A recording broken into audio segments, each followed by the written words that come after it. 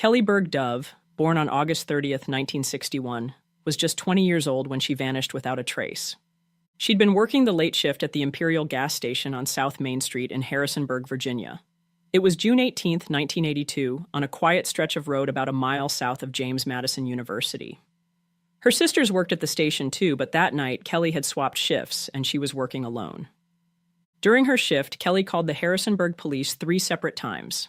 The first time, she reported a man inside the store harassing her. She let them know she was by herself and asked if someone could keep an eye on the place. Not long after, she called again. The same man had come back.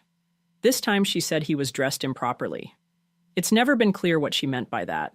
Possibly that he was exposing himself. At 2:30 a.m., Kelly made a third call. She sounded scared. The man had returned once more, and now he was using the payphone outside the store to make obscene calls right to the gas station where Kelly was working. She told police he was driving a silver or gray Ford and she pleaded for help. Moments later, the line went dead. When officers arrived, it had only been a few minutes, but Kelly was gone. Her purse was still sitting on the counter.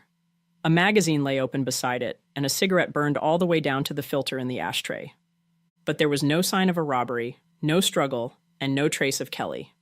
Police believe her abduction may have taken just seconds, and that her attacker was likely armed.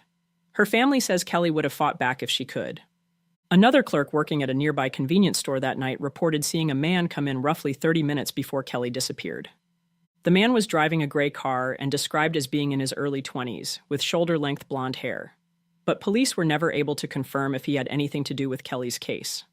According to her sisters, obscene calls and creepy behavior from customers were all too common, especially on the night shift. But after Kelly went missing, the harassment stopped. In the 6 weeks that followed, the gas station received just one inappropriate phone call.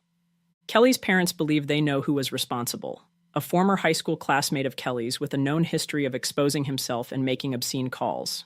He was never publicly named and never charged.